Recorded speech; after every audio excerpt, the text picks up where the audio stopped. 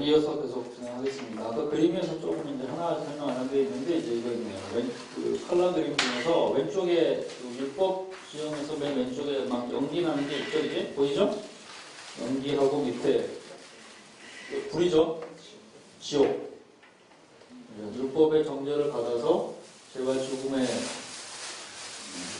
로부터 이제 푸시를 받아가지고 사람들이 지옥에 떨어지는 장면. 아까 그래서 여기까지 다 설명한 것 같고요. 그 다음에 이제 비슷한 그림이 많다 그랬죠. 한 20개 이상 있다 그랬거든요. 근데 이거 컬러도 있고 흙도 있습니다. 이건 같은 연장인데 차이가 좀 있어요. 좀 더 선명해졌어요. 그림이 좀 더 선명해졌어요. 일단 그 단색으로 하니까. 근데 여기에 차이가 뭐냐면 여기를 보세요. 예수 그리스도가 일단 무덤 위에 있다. 아까는 무덤하고 좀 붙어 있다 그러면 무덤 위에 있죠, 그죠? 그림의 구도가 달라서 아까는 십자가 달린 예수 그리스도가 밑에 있고 부활하신 그리스도가 위에 있었는데 지금 이게 아래로 바뀌었죠? 이제 무덤에서 예수가 부활을 하시고 그 위에 이제 십자가가 있는 장면. 그 다음에 피가 사람한테 뿌려지는데 아까는 이제 그 피줄이 한 줄이었는데 피가 이제는 엄청나게 많이 뿌려지고 있어요. 샤워기처럼 뿌려지고 있습니다. 근데 샤워기처럼 뿌려지는 그 피에 중간에 비둘기가 있습니다. 이게 뭐예요? 성령. 이게 한 신학이 하나 더 추가됐어요.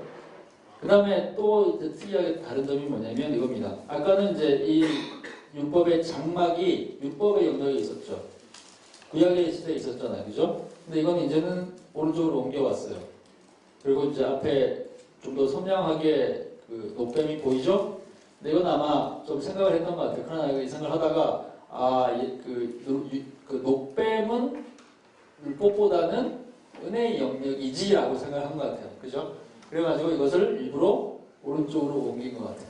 그러니까 이제 약간씩 변형들이 있는데 전반적인 구도는 같다는 얘기예요. 그래서 이제 이것은 좀 달라졌고, 그 다음에 이제 선명한 이제 비둘기 들어간 거, 그 다음에 피가 굵어진 거, 여러 가지 이제 조금 차이들이 있긴 한데, 뭐 전반적으로는 다 이제 비슷한 구도라고 볼 수 있습니다. 이런 것들이 이제 계속해서 이 시대의 중요한 이제 상징적 메시지였다고 할 수 있겠죠. 여기까지가 이제 루터파 얘기했고요. 자, 그 다음에 이제 개혁파 들어갑니다. 2페이지 나오는 거 보시면 되겠습니다. 자, 개혁파 예술가는 루터파랑 다릅니다. 루터파는 이제 상대적 허용을 얘기했었고, 그다음에 역사적으로 이제 좀 암울했던 소위 우상숭배의 시대가 지나면 이런 도구를 사용해서 활용할 수 있다라고 얘기하는 반면에 기본적으로 이제 개혁하는 그런 종류의 모든 시각적인 이제 자료들을 기본적으로 다 거부했습니다. 자, 그래서 믿음과 교훈, 실천의 유일한 도구와 수단은 눈으로 보이는 형상, 이미지, 아이콘 이런 것들이 아니라 유일하게 오직 들음으로써 나는 수단인 기록된 하나님의 말씀, 성경, 그러니까 말씀을 제외한 그 어떤 것도 우리에게 이제 신앙의 수단이 될 수 없다라고 얘기했습니다. 근데 이 기본적인 원칙이에요. 근데 이것은 아디아포라라는 이제 영역을 주로 이제 부정적인 판단을 내리는데 활용했기 때문에 그렇게 할 수 있습니다. 근데 이것이 이제 초기에는 이게 신학적으로 뭔가 정리가 좀 되지 않은 초기 단계에서는 개혁파도 아예 활용을 안 한 건 아니에요. 개혁파도 초기에는 조금 이런 것들을 쓰긴 했습니다. 루터파만큼은 아니지만 이런 것들이 조금씩 등장을 하긴 했거든요. 그게 어디냐면 제네바 성경, 1560년에 제네바 성경이라고, 그다음에 이것이 이제 영어 성경이에요. 제네바 성경은 다른 성경이 아니에요. 제네바 성경은 이름 보면 이게 이제 제네바에서 칼뱅이 번역한 건가? 그래가지고 프랑스어 성경인가 이렇게 생각하기 쉬운데 그게 아니고 이게 뭐냐면 잉글랜드에 있는 사람들이 당시에 이제 초기 단계에 헨리 8세하고 그 다음에 메리 시대에 블러디 메리 시대에 도망가잖아요, 그죠? 이 사람들 도망가서 주로 어디 있었냐면 독일이랑 스위스 이런 데 가잖아요, 그죠? 그 스위스에 가가지고 제네바에 있으면서 제네바에 있던 잉글랜드 사람들이 성경을 번역을 해요. 팀들이 옛날에 번역한 거 말고 번역을 하면서 제네바에서 영어로 번역한 성경, 이것이 제네바 성경입니다. 그래서 이것이 당시에 제네바 성경이 이제 그때 번역이 되고 이것도 이제 인쇄가 유럽에서 돼가지고 이게 잉글랜드로 이제 건너가서 유통이 되거든요. 근데 이제 이 성경이 기본적으로 이제 아주 개혁파적으로 이제 번역한 성경인 거죠. 성경 전반적으로 영어로. 그런 다음에 이제 방주라 그래가지고 옆에 이제 주가 있는 겁니다. 주, 관주 해설 이런 것처럼 우리 또 있잖아요. 요즘 밑에 해설 성경이 있잖아요. 그런 것처럼 해설들이 있는데 그 해설들이 굉장히 개혁파적인 해설들이었던 거죠. 그래가지고 이것이 처음에는 이제 주로 개혁파를 이제 지지하는 사람들한테 이제 굉장히 크게 허용이 되다가 나중에 이제 이것이 이제 뭘로 대치가 되냐면 킹 제임스로 이제 대치가 되거든요. 이제 이후에 이제 아주 이제 영어권 성경에 이제 거의 진짜 말 그대로 바이블이 되는 이제 킹 제임스 성경인데 킹 제임스 성경은 이제 그 이후에 아주 이렇게 보수적인 사람들한테 이제 절대적인 권위 있죠. 심지어는 이제 킹 제임스 성경을 모아도 믿는 사람도 있으니까 그만큼 절대적인 성경으로 이제 인정이 되는데 킹 제임스의 원래 기원은 굉장히 불손한 기원이에요. 이게 시작된 게 뭐냐면 제네바 성경을 없애려는 제임스 왕의 기획이 바로 제임스 성경이었습니다. 그러니까 제네바 성경이 너무 개혁파적이고 철저하게 이제 개혁파는 이제 왕권 신수설이라든지 뭐 이렇게 수정 이런 게 이제 안 하잖아요. 주교제인데 안 하죠, 그죠? 근데 제임스가 스코틀랜드에 있다가 잉글랜드로 내려가가지고 통합 왕이 돼서 봤더니 야 장로교로 있던 스코틀랜드보다 이 잉글랜드에 있는 성공회가 나한테 더 좋네라고 얘기한 거란 말이죠. 훨씬 좋은 정치네. 나를 왕으로 삼고 있고 심지어 나를 교회 대빵으로 삼네. 이렇게 좋은 데가 있어? 이러면서 바꾼단 말이죠. 그죠? 성공의 식으로 이제 자기 신앙을 체제를 바꾸거든요. 그러니까 제네바 성경이 가시죠. 제네바 성경을 계속 읽으면 이 사람들이 이것을 이제 성공에 대해서 좀 저항을 할 테니까 그러니까 그것을 바꾸기 위한 수단으로 이제 일본이 이제 명령을 내려서 성경을 새로 번역하라 그리고 방주 다 빼버리라라고 한 것이 킹 제임스 성경입니다. 그러니까 그런 점에서 킹 제임스는 이제 기원이 오히려 아주 보수적인 기원은 아니에요. 다르다는 얘기죠. 그러니까 이제 개혁파적 기원이 아니라는 얘기예요. 어쨌든 간에 이제 제네바 성경이 나왔을 때 이 제네바 성경에 그림이 있었습니다. 표지에도 보면 첫 번째 이제 대부분 이제 옛날에 킹제임스 성경 이런 것도 보면 이제 성경의 그 첫 페이지에 보면 킹제 뭐 이렇게 The Bible, Holy Bible 해놓고 그다음에 이 Order of the King James 뭐 이렇게 해가지고 제네바 왕, 킹 제임스 왕이 명령을 내려서 만들어진 바이블 이렇게 큰 글 있잖아요, 그죠? 그런 거 밑에 보면 아래 위로 이렇게 그림들이 막 있단 말이죠, 이게 첫 페이지가. 그러니까 개혁파하고 켈빈파도 제네바 성경부터 시작해가지고 나름대로 그림들을 그렸죠. 그 다음에 제네바 성경에는 이제 그 표지뿐만 아니라 본문에도 예를 들면 이제 뭐 신약 이런데 예수님께서 이제 포도주를 나눠주시는 그런 장면들 이런 것들을 그림으로 그려가지고 사람들이 조금씩 더 이렇게 더 잘 이해할 수 있도록 그림들을 몇 개 그려놨습니다. 그러니까 이제 그림을 그렸다는 얘기예요. 그러면서 이제 일종의 이제 그 사람들이 좀 이해할 수 있는 수준으로 이런 것들을 이제 나름대로 이제 그림들을 활용했다고 할 수 있습니다. 근데 그때 당시 이제 이것을 했을 때 아마도 이런 원리가 적용되지 않았을까? 칼뱅의 신학 중에 이제 굉장히 중요한 신학 중에 하나가 이제 어코모데이션이라는 신학이 있습니다. 이게 뭐냐면 이제 번역이 굉장히 어려운 용어인데 이제 칼뱅 신학 좀 공부를 해보신 분들은 아마 익숙하게 듣는 용어일 거예요. 어코모데이션인데 어코모데이션을 번역을 하는 것이 좀 어렵습니다. 그러니까 말하자면 이제 수용이라는 표현을 쓰기도 하고 적용 뭐 이렇게 되기도 하는데 이게 뭐냐면 이제 하나님 쉽게 말하면 이제 하나님께서 사람들에게 이해되기 위해서 자신을 그 수준에 맞춘다는 의미에서 이제 그 수용이라고 할 수 있어요. 그러니까 무슨 얘기냐면 이제 칼뱅 신학의 제일 큰 핵심은 뭐냐면 하나님과 인간과의 절대적 차이를 절대적 배타성, 전적 타자 대신 홀 아더니스라고 표현하죠. 전적으로 하나님과 우리와는 너무 동떨어진 존재이기 때문에 이 칼뱅께서 그 첫 번째 얘기 나오는 거죠. 그런 존재이기 때문에 하나님께서 우리와 교통하시기 위해서는 우리가 무슨 노력을 한다고 해서 되는 게 아니거든요. 하나님께서 자신을 인간에게 계시를 하시고 우리한테 계시를 보여주셔야 되죠. 물론 그것이 이제 예수 그리스도를 통해서 주어지는 가장 중요한 계시이고 성령인데 근데 이것을 하나님께서 우리가 이해할 수 있는 방식으로 하기 위해 굉장히 다양한 방식을 사용하는데 예를 들면 하나님의 말씀을 주실 때도 우리가 이해할 수 있는 방식으로 하나님을 계시하신다는 얘기예요. 예를 들면 하나님의 팔, 하나님의 손, 하나님의 얼굴 뭐 이런 표현이 등장하죠. 그죠? 근데 하나님은 영이시잖아요. 하나님은 영이시니까 당연히 하나님한테 얼굴이 없죠. 팔도 없고 손도 없단 말이죠. 근데 성경에 늘 보면 하나님의 얼굴이라는 표현이 나오고 손 나오고 손을 뻗으사 팔을 뻗으사 그 다음에 그 얼굴을 우리에게 드사 우리를 보시사 이런 얘기 나오잖아요. 이거 뭐냐면 우리가 이해할 수 있는 수준으로 그러니까 우리가 하나님을 이해할 수 있는 그러니까 우리 인간이 갖고 있는 어떤 그 적응의 능력 우리가 갖고 있는 이해 수준에 하나님을 맞추신다. 맞추신다 이 표현이 accommodate라는 표현입니다. 그것은 그러니까 수용을 적응 되게 어려운 거죠. 다 맞는 얘기인가 힘든 얘기예요. 하여튼 이제 이런 종류의 표현들이 있는데 이런 종류의 이제 신학이 어떤 면에서는 혈뱅의 소위 이제 일종의 이제 예술관과 관련해가지고 굉장히 중요한 어떤 적용 포인트가 될 수 있습니다. 이 신학의 틀에 따라서 이걸 나름대로 이제 형성할 수 있는 그 틀이 생길 수도 있다는 거죠. 소위 이제 이런 것들을 신인 동형론적 표현을 하는데 하나님과 인간이 이제 같은 행동을 하는 같은 형상을 갖고 있는 것처럼 여겨진다. 엔트로포모르피즘 이렇게 얘기를 하는 거예요, 영어로. 근데 이제 이런 것들이 이제 초기에 있었고, 그 다음에 이제 초기 단계에서 이제 네덜란드 계통의 사람들, 네덜란드 개혁화가 되니까 플랑드르라고 그러죠. 플랑드르, 오늘의 벨기에 지방 쪽인데 플랑드르 지방에 있는 사람들이 특히 개혁화 화가들이 당시 굉장히 많았습니다. 이 지역에 있는 사람들이 그러면서 전원, 도시, 가정, 풍경화, 인물화들을 그리면서 어쨌든 간에 기본적으로 너무 테드릭 했던 것처럼 뭐 형상을 그리거나 이것을 뭐 이렇게 숭배하는 형태가 아니라 그림 자체를 통해서 하나님의 영광을 드러내려고 하는 그런 종류의 이제 수단들을 당시 초기에는 사용했다는 얘기죠. 그런데 조금 신학의 시간이 지나면서 한 4, 50년 정도, 한 세대 정도가 지나고, 활변 지나고 나서 한 세대 정도가 지나고, 그러니까 17세기가 들어올 무렵부터 그 다음 넘어간 17세기 내내 사실상 이제 청교도들이 이제 주도하는 그 시기에 대륙보다 이제 영국 청교도 쪽을 좀 더 강력하게 할 수 있는데 퓨리타니즘의 시작과 함께 사실상 더 강경하게 일체의 예술적 표현을 거부하는 상황이 벌어집니다.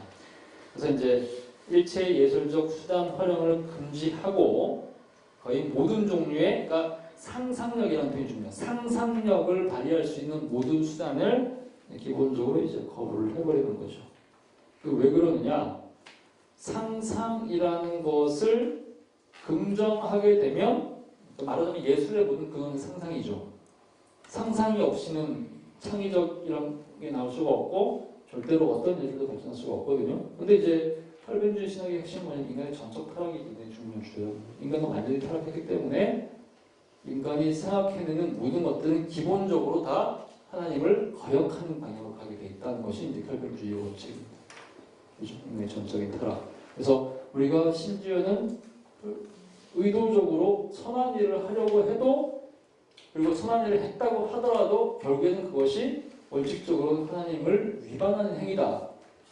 이 혈변주의 신학에서 많이 얘기하는 소위 인간론의 핵심입니다. 그래서 혈변주의 신학에서는 인간론이라는 것이 그냥 인간론이 아니에요. 타락론 또는 인죄론이었습니다. 그래서 실제로 그래요. 실제로 이제 한국에서 혈변주의 신학을 가장 제일 먼저 정립한 조직신학자 박형룡 박사죠. 통신에 그죠? 그분이 쓴 조직신학 책에 보면 인간론이라는 표현이 없습니다. 뭔지 아세요? 인죄론이에요. 죄인된 인간. 그러니까 철저하게 불쾌한 인간이기 때문에 거기에서 어떤 좋은 선한 것이 나올 수가 없죠. 어떤 종류의 선한 것이 나올 수 없다. 또 어떤 것이 선한 것도 나올 수 없는데 그런 인간이 상상하는 모든 것은 결국에는 다 하나님을 거역할 수밖에 없다는 거죠. 이것이 이제 혈변주의의 인간론의 핵심이었기 때문에 그래서 이제 이런 종류의 이제 17세기가 시작되면서 가지고 있던 신학적 틀이 여기서 이제 예술적 상상력에 대해서 이제 반대하는 형태로 갈 수밖에 없게 된 거예요. 그리고 이제 어떤 면에서 시편 찬송도 사실 이제 이 점에서 좀 연관이 된다고 할 수 있습니다. 그러니까 성경 말씀 속에서 주어진 하나님의 말씀으로서의 이제 성경 구절이 아니라 비록 인간이 구원받은 인간의 그 감격을 표현하는 어떤 그런 찬송이라고 하더라도 그렇더라도 어쨌든 간에 그것이 인간에게서 나온 거기 때문에 그렇다면 거기에 선한 것이 없다는 것, 예배를 사용될 만큼 순수하지 않다고 표현할 수밖에 없는 거죠. 근데 그런 점에서 이제 시편 찬송도 이제 그 맥락이라고 생각하시면 좋을 것 같아요. 그러면서 이제 이런 얘기들을 한 사람들을 베크라스 책에 그런 사례들이 나옵니다. 시에 대해서 이제 당시 뭐라 그랬느냐?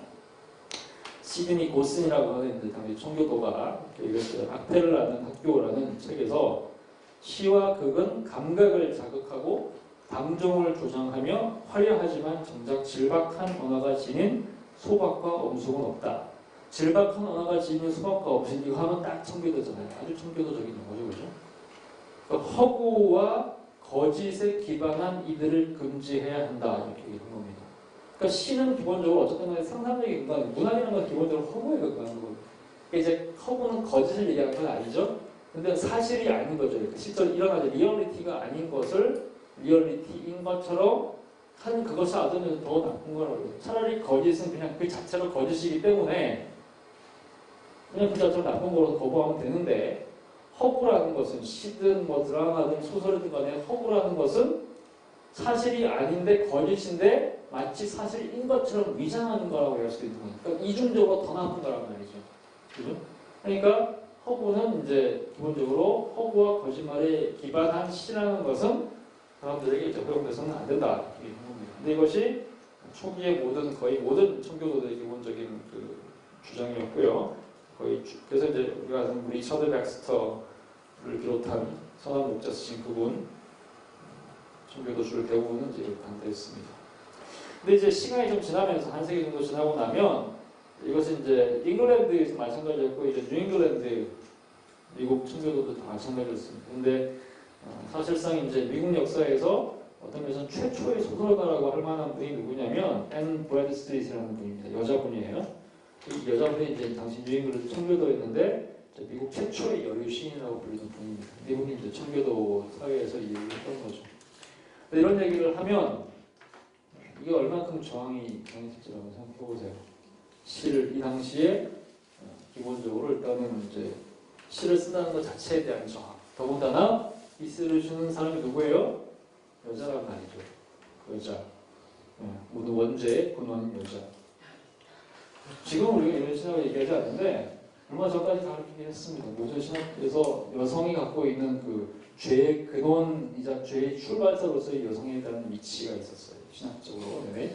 그러니까 당연히 이제 이 당시 이것들이 이제 이게 되고 이런 종류의 이제 청교도 분위기를 이제 아주 고발하는 소설이 이제 그 뒤에 훨씬 뒤에 나오게 되죠. 유명한 책이 뭐죠?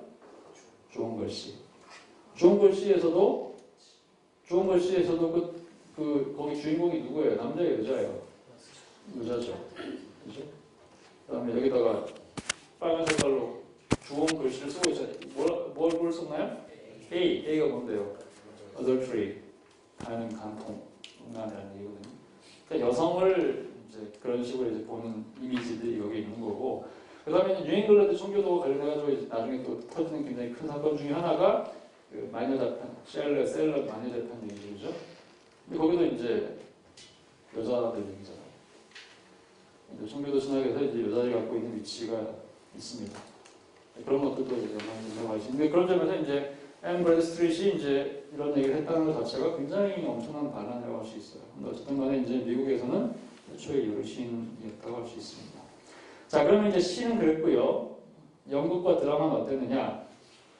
자, 칼뱅이 한 얘기는 뭐냐? 칼뱅은 드라마와 관련한 일종의 비유를 사용했습니다. 세상은 하나님의 영광을 보여주는 극장이다. 굉장히 중요한, 우리가 자주 유명한 얘기니까 기독교 세계관 얘기할 때 이 얘기 진짜 많이 나옵니다. 칼뱅이 이런 얘기를 했다. 세상은 하나님의 영광을 보여주는 극장이다. 그러므로 우리가 교회에만 머물러 있지 말고 영적인 구원과 영혼 구원만 하지 말고 세상에 나가 적극적으로 하나님의 영광을 드러내야 된다. 왜? 세상은 하나님께서 드러내는 영광의 극장이니까. 그래서 환경운동도 해야 되고 사회참여도 해야 되고 이것이 칼빈의 적극적인 이제 신학으로 나중에 이제 그 소위 이제 신칼빈주의자인 아브라함 카이퍼 같은 사람들이 발전시키는 구도거든요. 그렇다면 그 중간에 그러면 이런 종류의 칼빈의 신학을 그 중간에 있는 사람들, 그러니까 카이퍼 이전에 있었던 17세기, 18세기부터 어떻게 적용을 했느냐? 전혀 그렇지 않습니다. 완전히 반대로 적용했죠. 전혀 반대로요. 그래서 심지어 왜 그랬냐면 시를 아까 반대했을 정도면, 그죠? 연극과 드라마는 더 반대할 수밖에 없어요. 상상력을 기본적으로 반대하는 건데 이 모든 예술 장르들 가운데서 가장 강하게 반대한 장르가 이것이 연극입니다. 드라마죠. 오늘날로 치면 영화까지도 포함이 되겠죠. 그 당시에는 연극이었던 거죠. 그래서 윌리엄 크래쇼라는 이제 당시 청교도가 뭐라 했느냐? 연극은 바벨론의 서자다. 바벨론. 한국에서 바벨론이 의미하는 바를 알죠? 그 다음에 윌리엄 프린이라는 당시 청교도 목회자, 그 다음에 이제 작가. 대중 연극은 죄악이 가득하고 비기독교적이고 음란하고 경건치 못한 구역거리의 가장 해로운 부패물이다. 여자 배우는 창녀다. 이렇습니다. 근데 이걸 이제 보여주는 가장 이제 재미있는 장면이 제가 이제 전에 한번 얘기한 적이 있죠, 그죠? 세익스피어 시대. 셰익스피어가 16세기 사람이거든요. 16세기 후반 청교도가 이제 막 등장하는 그 시기에 셰익스피어는 좀 정체가 조금 애매모호한 사람입니다. 셰익스피어는 캐톨릭인지 청교도인지 성공인지 몰라요. 살아남기 위해서 이런저런 이제 위장을 좀 많이 했다고 하시는 인물인데 어쨌든 간에 아마 그냥 이제 별로 그런 거에 관심이 없이 그냥 연구를 잘 하고 싶었던 사람이었겠죠. 근데 이제 셰익스피어가 16세기 사람이거든요.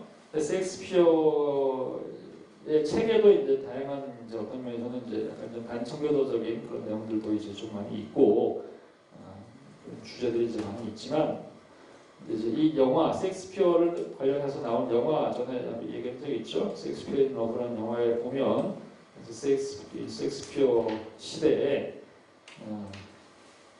연극을 공연을 하고 이제 사람들이 연극 보면서 열광하니까 그 앞에서 이제 청교도 이제 검은 옷을 입은 청교도가 막 이렇게 이제 전단지를 뿌리면서 블라스페미 하고 있는 장면 나오거든요. 신성모독이라고 그러죠. 그러니까 우상숭배라는 얘기입니다.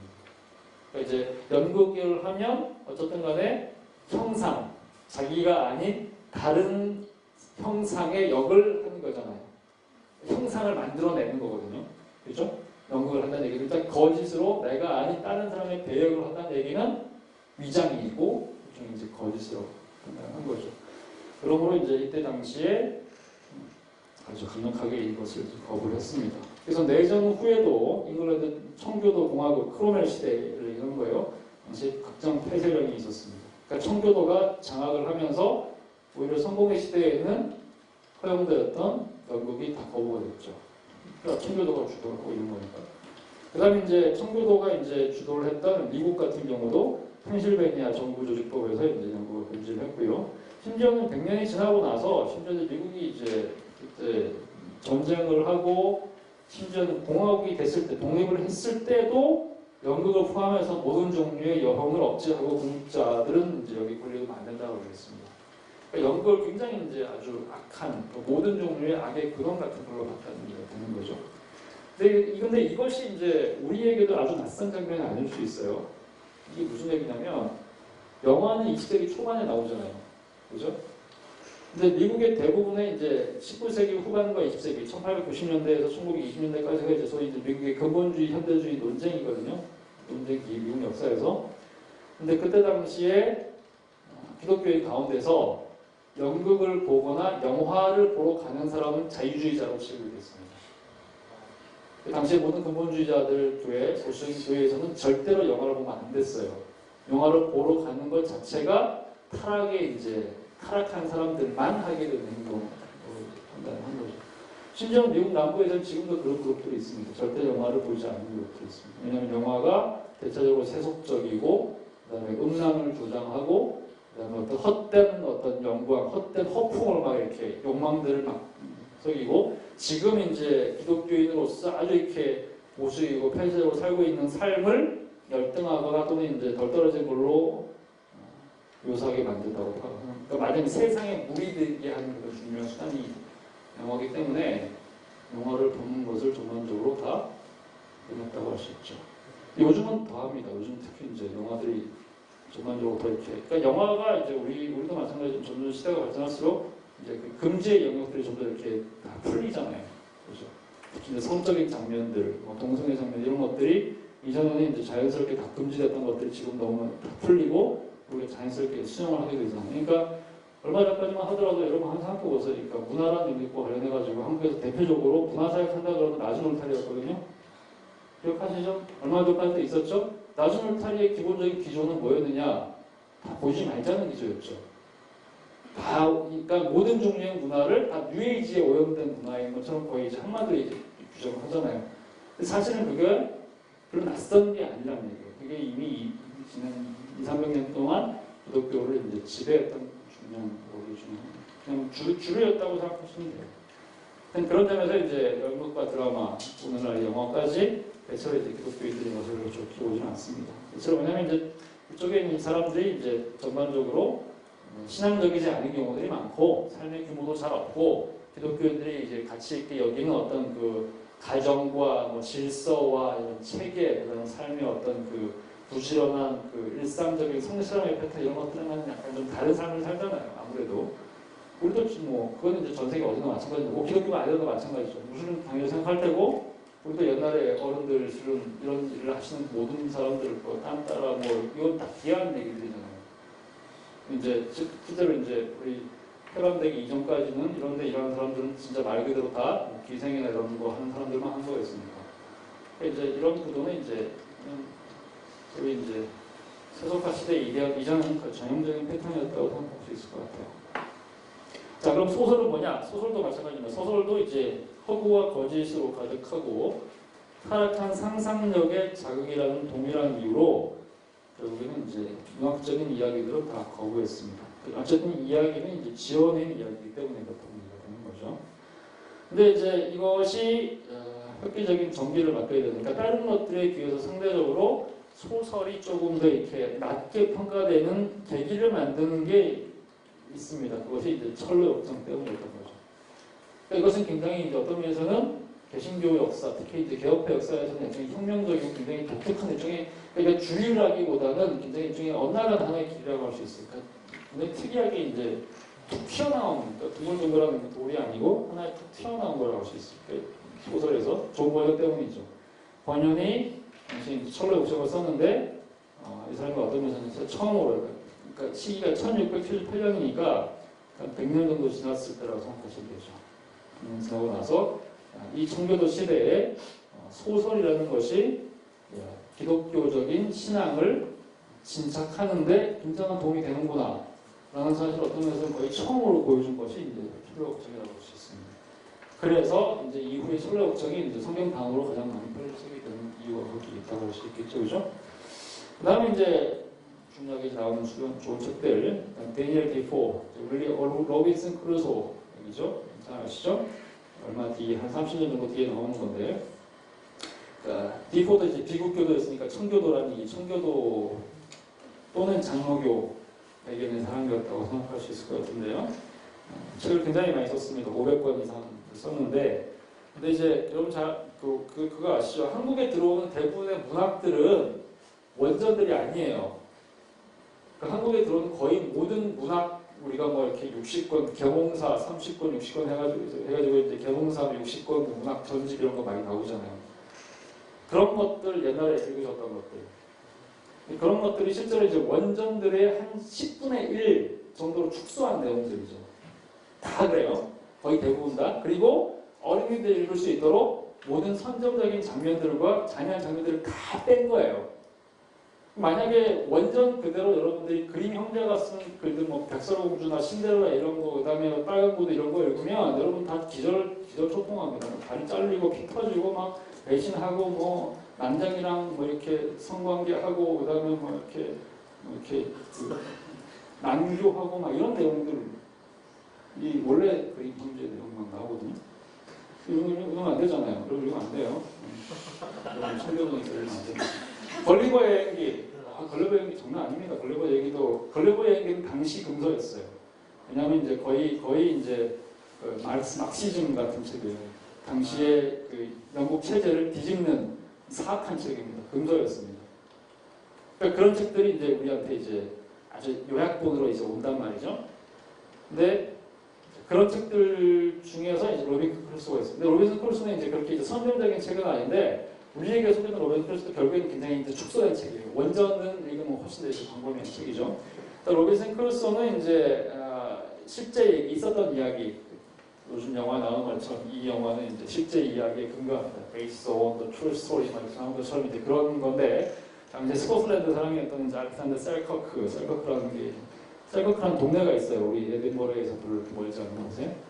셀커크 동네 출신인 것 같아요. 알렉산더 셀커크 사람이 있었는데 이 당시에 이 사람이 이제 난파를 당해가지고 무인도에서 이제 있다가 4년 정도 이제 갇혀 있다가 이제 살아 나온 이야기를 듣고 이 사람의 실화를 바탕으로 이제 이야기를 덧붙이죠. 그것이 이제 로빈슨 크루소예요.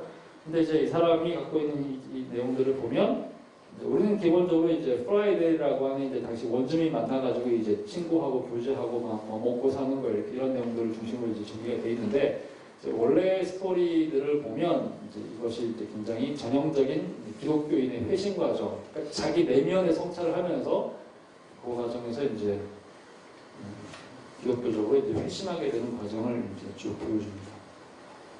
그래서 그죠? 그 현대판 로빈슨 크루소 영화가 뭐였지? 캐스터웨이, 그죠? 캐스터웨이에서 톰 행커스는 회심 안 하잖아요. 그러니까 이게 사악한 거라니까요. 준비되시고 봐야 돼요. 영화 그렇게 그런 데 혼자 있고 하면 회심하고 그래야 되는 거 아니에요? 그죠? 아무도 없어. 프라이데이도 없잖아 여기는. 대구공만 가지고 이제 윌슨 하면서 맨날 구하면 되고 또 윌슨도 회심시키고 자기도 회심하고 그래야죠. 이게 친구적인 거죠. 그러니까 이제 영화를 보면 안 되는 이유가 그거예요. 사악한 거니까 회심 과정이 없잖아요. 어쨌든 간에 이제 로빈 크루소는 이제 바로 그런 내용이에요. 그리고 이제 그 다음에 이제 근데 이건 두 가지가 섞였다고 할 수 있습니다. 그러니까 복음주의적 18세기, 17세기, 18세기 복음주의의 어떤 신앙이 이제 막 탄생한 시대이기 때문에 복음주의적 거듭남의 과정을 보여주는 동시에 타문화권에서 생존하는 인간의 이제 그러면서 이제 인간이 막 자기를 이제 개발하고 이제 모호한 얘기잖아요. 계몽주의 시대거든요. 그때 막 영국이 막 세계를 막 진출하는 그 시대니까 이제 이 두 가지가 결합된 얘기라고 할 수 있습니다. 그 다음에 이제 꼭 청교도나 또는 이제 뭐 개혁파 이런 거는 관계가 없다고 할 수 있는데 이후에 소설을 통해서 이제 기독교적 신앙을 전파하는 어떤 중요한 매개체 역할을 하는 그런 책들이 있습니다. 제일 유명한 것이 찰스 셀던이라는 사람이 쓴 거죠. 그리스도라면 어떻게 하실까? In His Step. 이 맥그라스 책에서는 이제 이렇게 번역이 안 되는데 제목이 그리스도라면 어떻게 하실까 되어 있죠. 이제 19세기 후반이니까 이제 사회복음주의 사람 좀 사회복음주의자를 가지고 사회복음적인 당시 이제 그 사회 문제가 아주 심각했던 시대에 도시에서 기독교인으로 산다는 것이 무엇이냐 이런 것들을 보여주는 얘기고요. 그 다음에 이제 이후에는 오히려 개혁파적인 뭐 그런 내용이라기보다는 프랭크 페르티 또 번역이 됐어요. 한국에 이제 보이지 않는 전쟁이라는 제목으로 요단 출판사에서 이제 나왔는데 90년대 나왔습니다. 제가 고등학교 때 막 읽고 막 주님께서 오시지 않을까 막 이러면서 두려워 떨던 책인데 책이 있었고요. 그 다음에 팀 와이 제리 젠킨슨 랩 비하인드 이건 이제 미국에서 1960년대에 어마어마하게 이제 유명했던 책입니다. 이건 이제 랩 비하인드 이거죠. 남겨진다는 거죠. 주님께서 오시는데 재림에서 오시는데 나를 데리고 가셔야 되잖아요. 하늘에서 주님을 만나야 되거든요. 근데 못 만나고 나를 데려가지 않고 나를 남겨두는 거 랩 비하인드 이러면 이제 끝장나는 거죠. 이게 세대주의 천년 왕국 얘기하는 책입니다. 근데 이게 90년 그러니까 한국에서는 이제 주로 이제 90년대에 아주 뜨거웠죠. 단위 선교의 열풍과 관련해가지고 그러니까 이때 이게 막 번역이 돼서 한국에서 막 소개됐던 그런 책입니다. 그 다음에 이제 C.S. 루이스 아시죠? C.S. 루이스의 이제 나니아 연대기는 이제 판타지라는 장르를 통해서 굉장히 이거는 그냥 단순한 소설이 아니라 아주 이제 탁월한 문학적 정치를 통해서 이제 상징과 비유 이런 것들을 통해서 기독교 신앙의 어떤 원리들을 제시하는 것이 지금은 굉장히 보편적으로 이제 아주 극찬을 받는 그런 작품인데, 근데 이것을 이제 실제로 만약에 1700년대, 1600년대에 청교도 시대로 돌리면 이런 것들 허용될 수가 없죠. 그런 것들 다 이제 문제가 있는 요소들이 있고, 우상숭배적 요소, 미신적 요소, 또는 이제 여러 가지 이제 비기독교적인 신화에서 따온 이야기도 많고, 캐톨릭적인 요소도 있고 그렇다고 말이죠. 당시 그 시대는 허용될 수가 없겠죠. 하여튼 그러면서 이제 기본적으로 이제 개혁파 예술가가 어쨌든 간에 몇 건의 중간에 이제 몇 단계에 걸친 어떤 이런 이제 변화들과 또는 이제 몇 가지 약간 이제 변형들이 있음에도 불구하고 전반적으로 약간 주류적 청교도 개혁파는 어쨌든 이제 예술에 대해서 부정적이었던 건 사실입니다. 그런 점에서 이제 개혁파가 그런 부분에서 이제 당연히 비판을 받을 수밖에 없는 요소들이 좀 있어요. 근데 그런데 불구하고 이제 이후에 새로운 시대에 이제 켈빈주의를 새롭게 해석한 사람들, 예를 들면 이제 카이파라든지 이런 사람들을 통해서 우리가 갖고 있는 영역을 좀 더 재해석할 수 있는 결과, 그리고 이제 칼빈은 꼭 그렇게 된 건 아니었다. 이후의 사람들은 이렇게 얘기했지만, 또 다르게 얘기했지만, 이런 것들에 대한 이제 얘기가 나오면서 근래의 기독교 문학을 해석하는 방식들이 조금 새로워지고 있습니다. 여기까지 이제 기본적으로 이제 문학 얘기 미술 여기까지 했고요. 자, 그 다음에 이제 마지막으로 이제 우리가 다룰 주제가 스포츠 주제입니다.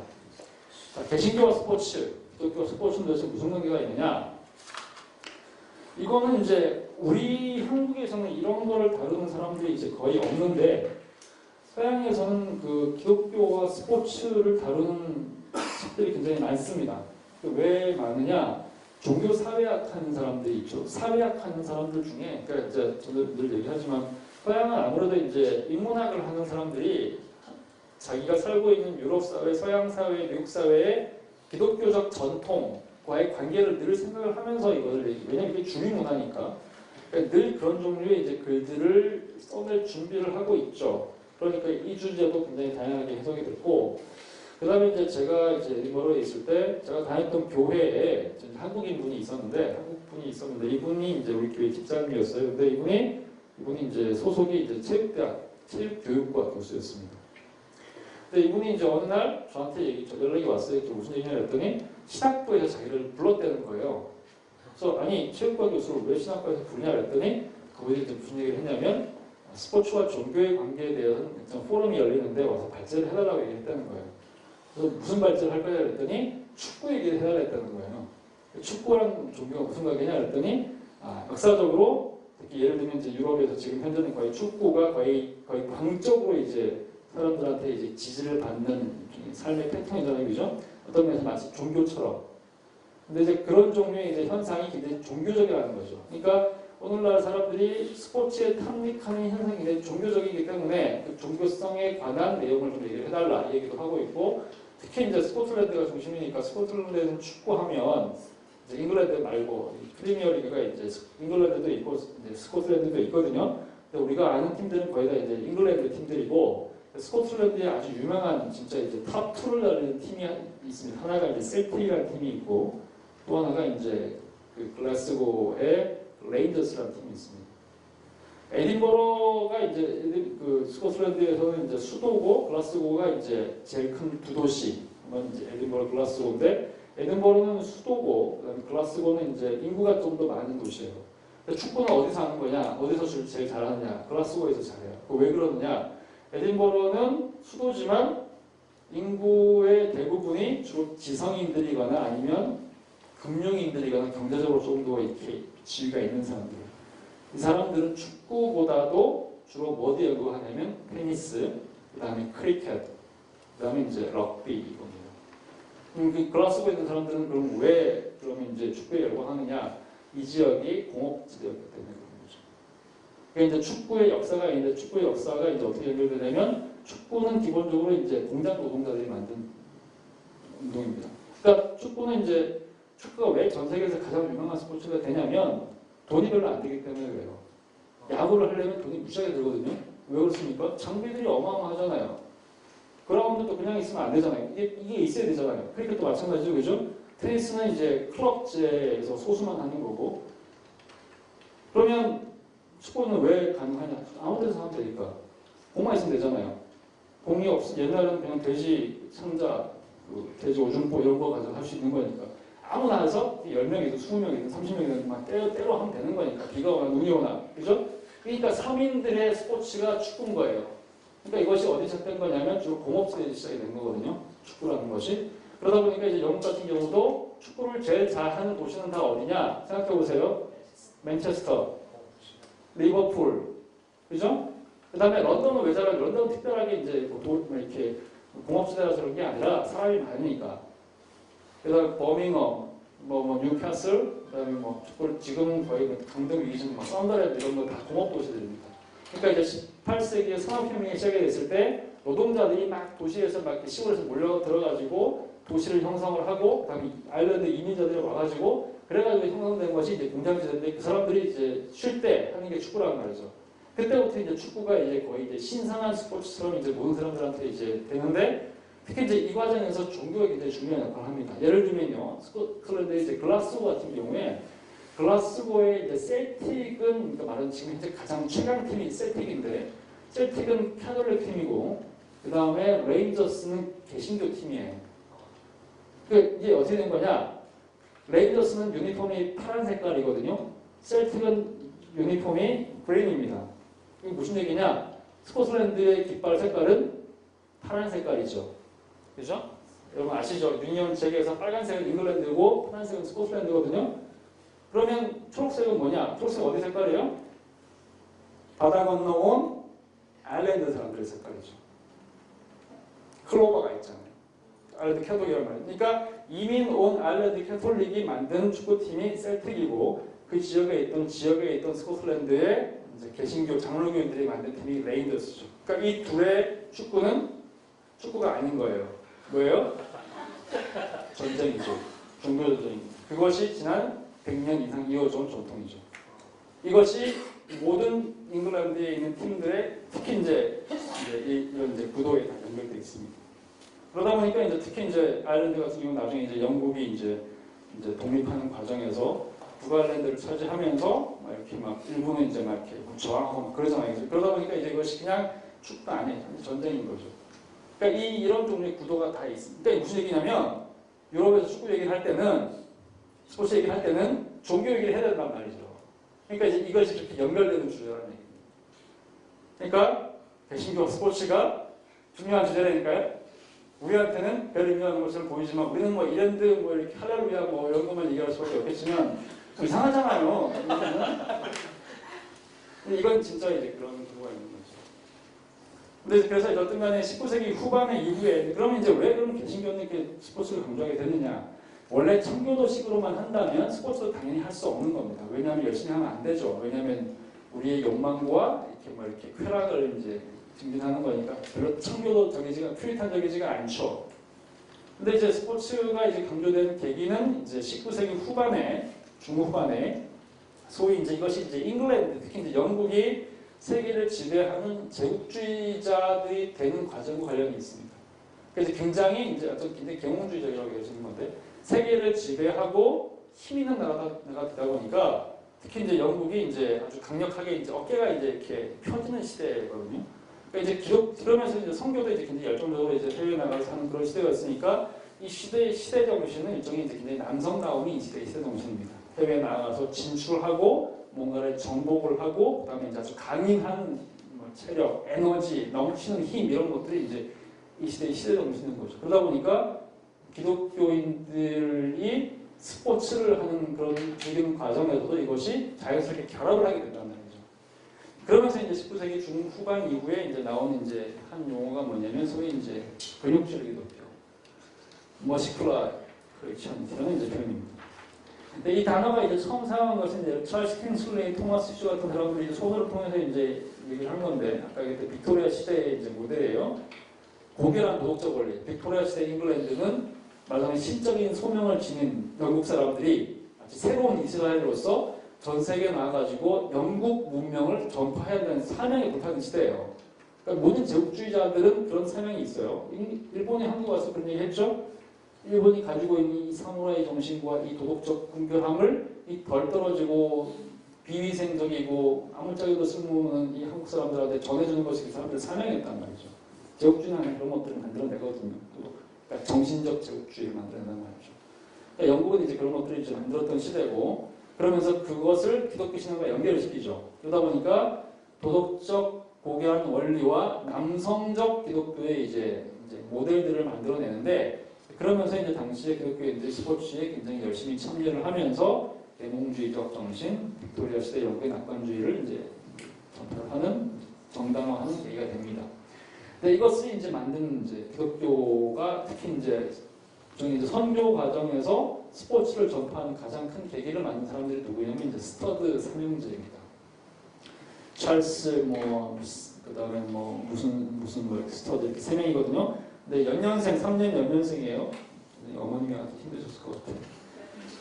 이 사람이 이제 귀족이죠. 이튼 칼리지 나오고 캠브리지까지 나온 정말 이제 최고의 이제 귀족 가문의 수제들을 이었는데 이 사람들이 이제 영국에서 공부를 하다가 당시 이제 무디가 여기 왔어요. 회심을 했습니다. 그렇게 있단 말이죠. 근데 굉장히 이제 세속적인 일을 하고 살 수 없다고 이제 막 판단을 한 거죠. 근데 그때 당시에 캠브리지에 이제 이 무디 집회의 영향 하에서 당시 이제 복음주의권 이제 선교단체 하나 만들어주죠. 그것이 CICCU라는 단체인데 그것이 이제 오늘날 우리가 알고 있는 IBF의 이제 시작입니다. 이제 이 그룹을 하면서 이제 이 사람이 당시에 이제 크리켓 대표, 크리켓, 그러니까 이제 야구 같은 거 있잖아요. 이제 이 영연방에서는 이 크리켓이 굉장히 중요한 거거든요. 야구는 미국하고 이제 맥나라만 하는 거지만 크리켓은 오히려 영연방에 속한 나라가 지금도 거의 한 50개 가까이 되니까 우리는 영연방이랑 관계 없으니까 잘 모르지만 사실은 크리켓이 굉장히 전 세계적인 스포츠죠. 지금도 영국 영향 하에 있다면. 근데 크리켓 대표였습니다. 이제 당시 케임브리지 대표였고 케임브리지 대표였으면 국가대표가 되는 거예요. 근데 이 세 사람이 연속으로 1, 2, 3 돌아가면서 3년 연속 큰형, 둘째형, 막내 이렇게 하면서 다 주장을 한 겁니다. 그러면서 크리켓 대표였는데 이 사람이 이제 미국으로 가가지고 자기 회심 이야기를 하면서 YMCA 가가지고 회심 얘기를 하면서 스포츠 이제 시연을 보인 거죠. 위대한 크리켓 선수가 와가지고 이제 시티스터드 맞아 막내. 그래서 이제 YMCA가 이제 그 영향을 받아가지고 마치 YMCA가 무슨 스포츠를 해외에 전파하는 이제 그런 이제 도구처럼 이제 되어버리는 거죠. 그래서 실제로 이제 그렇기 때문에 YMCA가 이의 영향 하에서 농구를 만들어내요. 네이스미스라는 사람이. YMCA 간사였습니다. 네이스미스가. 그러니까 농구를 만든 사람이 YMCA 간사라니까. 그리고 YMCA가 전 세계 갈 때마다 이 미국에서 만들어진 스포츠들을 전 세계에 전파하죠. 그죠? 한국에 우리가 알고 있는 농구, 배구, 야구 이런 것들 접한 사람 다 누구냐면 YMCA 선교사들이죠. 그래서 한국에도 그 유명한 영화도 있잖아요. 뭐가 있나요? YMCA 야구단 있잖아요. 송강호, 패스볼. 이게 우리 그분이 이제 자원급제 해야 되는데 공부하다가 공부는 너무너무 안 되고 자원급제 해야 되는데 아무리 해도 자원급제는 전에 불가능할 것 같고 그랬는데 김혜수가 YWC 김혜수가 나타나가지고 끌고 가잖아요. 타락을 시킨 거죠. 이 순전한 이제 우리 공부하시는 유교 총각을 그래가지고 베이스볼 선수가 되잖아요. YWC 야구단 스토리죠. 한국에서 이제 야구를 소개한 사람들도 YWC. 그래서 이런 과정을 통해서 결국에는 이제 스포츠와 기독교가 굉장히 밀접한 관계를 형성하게 되는 이제 계기가 만들어지고 한국에서는 당연히 처음 들어올 때부터 스포츠에 대한 저항감이 없죠. 그래서 이제 왜 스포츠를 소개하는 사람들이 선교사들이었기 때문에. 그 다음에 이제 이것들이 이제 미국에서 보면 이제 미국의 이제 주로 4대 프로 스포츠 이런 것들을 보면 이제 풋볼 쪽에 있는 사람들, 풋볼이 좀 보수적인, 그러니까 굉장히 제일 미국적인 스포츠인 동시에 대체로 이제 풋볼 쪽에 있는 사람들이 다 이제 크리스찬과 관련된 사람들이 좀 많이 있습니다. 그래서 이제 프라미스 키퍼스라고 지금은 좀 조용해진 것 같은데 90년대, 2000년대 초반에 남성 부부 집회였죠. 아버지 집회. 아빠랑 이제 아들이랑 와가지고 이제 집회 생각하면서 화해하고 막 울고 막 하는 그런 집회가 있었습니다. 미국에서 이제 거대한 이제 스테디엄 이런 데서 이제 열리는 거였어요. 근데 그때 이제 이걸 만든 사람이 누구냐면 아메리칸 풋볼 코치였던 스티븐 맥카트니였죠. 그러니까 이제 이런 식으로 해서 이제 쭉 전개가 되고 지금도 이제 미국에서는 스포츠 영웅과 기독교인과의 어떤 그런 모델을 만드는 그런 것들이 끊임없이 회자가 되죠. 얼마 전에 팀 티보 뭐 혹시 들어오시는 분 스포츠 하시는 분 같을 텐데 그러니까 이제 막 이렇게 가가지고 이제 항상 이렇게 무릎 꿇고 기도하고 시작하고 인터뷰할 때마다 하나님께 영광을 돌린다고 얘기를 하고 뭐 이런 것들. 그다음에 이제 이런 것들이 이제 한국에서는 이제 축구에서 이제 박주영이나 뭐 이영표 같은 사람들이 무릎 기도하는 거. 그다음에 이제 브라질에서 이런 것들도 유명하고 그렇죠. 이런 식으로 해서 이제 기독교와 스포츠를 연결시키는 그다음에 이것들을 이제 수단화 시켜서 복음 전파의 수단으로 만든 그런 인식들이 지금 굉장히 보편화됐습니다. 근데 이제 이것은 이제 어차피 이제 이런 프로 스포츠는 19세기 중반 이후에 나타나는 현상이니까 저는 그런 점에서 청교도라는 특별한 관련이 없습니다. 청교도 정신이 사실 어떤 면에서는 약간 이렇게 붕괴가 되고 난 이후에 이제 이것이 유행했다고 할 수가 있는 거겠죠. 하여튼 그래서 그러면 이제 마지막으로 이제 결과가 이제 어떻게 얘기를 해야 되느냐. 어쨌든 이제 스포츠를 정당화하는 근거는 이제 고린도 전서와 히브리서가 얘기입니다. 그러니까 우리는 이제 달리는 군사라고 얘기를 하잖아요. 경기장에서 이제 다툼을 하는 자처럼 우리가 이제 표대를 향해 달려가야 된다 이런 얘기가 나오는 것처럼 거기 나오는 메시지들이 이제 주로 이제 운동을 정당화하는 메시지로 이제 많이 사용이 되는데 그래서 이제 이런 스포츠에 대한 인식의 변화는 예술 등 문화 전반을 대하는 기독교가 태도가 달라진 것에 영향을 받았다고 할 수 있어요.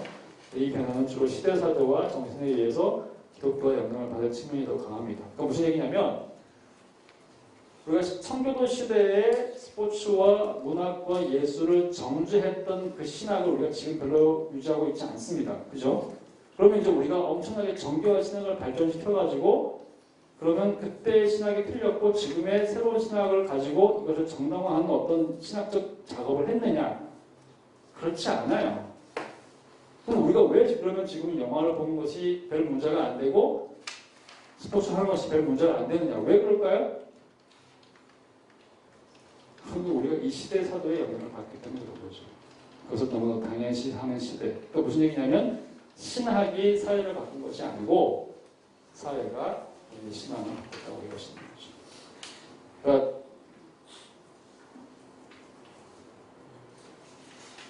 이걸 어떻게 평가해야 될까요? 그래서 기독교는 어떻게 세상을 변화시키는가? 세상은 어떻게 기독교를 변화시키는가? 그게 말해줬다 하는 거예요. 그러니까 이제 너무 이렇게 자신만만할 수 없습니다. 왜냐하면 기독교 신학이라는 것이 항상 시대적 상황 속에서 존재하는 것을 우리가 좀 정신하게 생각하고 있겠죠.